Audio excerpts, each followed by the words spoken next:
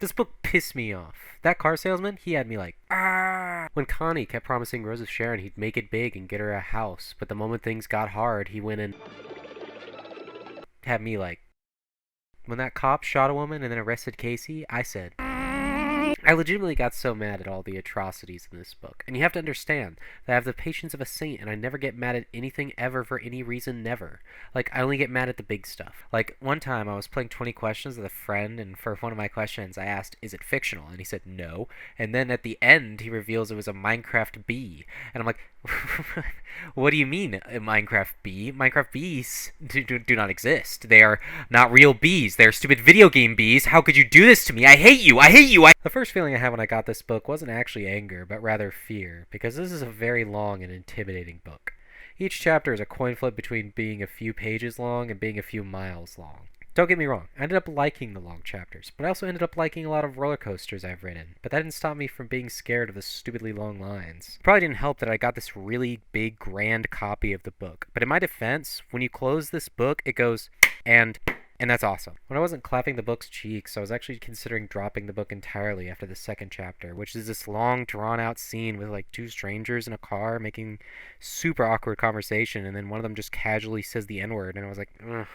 Because I'm not actually a big fan of casual racism. Or professional racism. Or any racism, actually. Needless to say, I did not enjoy the start of the book, but I'm glad I kept with it because I wound up enjoying it a ton. The characters are great. Each character is complex enough to be memorable, yet simple enough to make sure you never feel lost trying to figure them out. I especially love the Jode family and how their suffering is able to bring to light how deeply relatable, admirable, and principled they are. The plot is also pretty easy to digest. It revolves around the Jode family after they lose their house and have to move to California, where they discover that Californians are actually evil devil people with horns that work for Satan. This book explores a lot of different themes, but they all revolve around the central theme of the wealthy oppressing the needy. I usually don't get a lot out of media where the lesson is that rich people are bad. Not really because I don't agree, but because I feel like a lot of media portrays the 1% or elites or whatever you want to call those guys that fiend for green, as being comically evil. They end up feeling a lot more like Mr. Burns than anything applicable or relatable.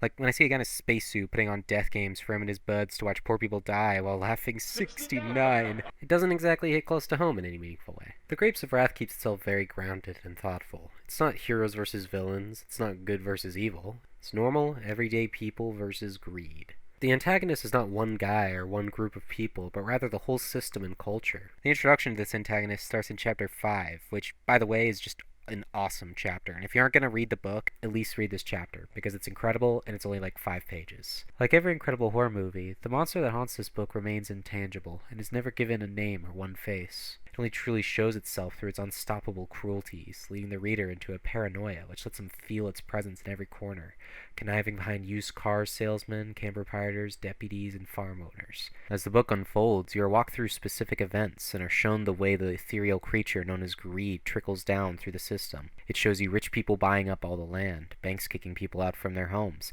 people without homes having to migrate to find work, rich people promising hundreds of thousands good work, the job market becoming inflated, starving people forced to work for pennies, starving people getting mad, people with homes seeing lower wages and angry migrants, labeling of migrants, migrants asking for better conditions, labeling of those migrants, policemen getting paid per arrest. Eventually, it will finally occur to you that this book is historical fiction, meaning this stuff actually happened.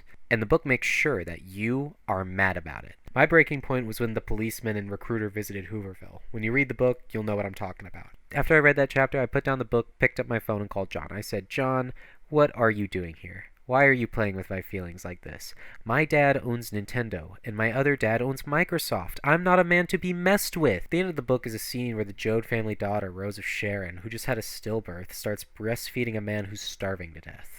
This ending is really gross and disgusting and super abrupt, but I actually kind of like it. It doesn't put a definitive end to the Jode's suffering, but it does show us that despite hitting rock bottom, they are ready to keep going.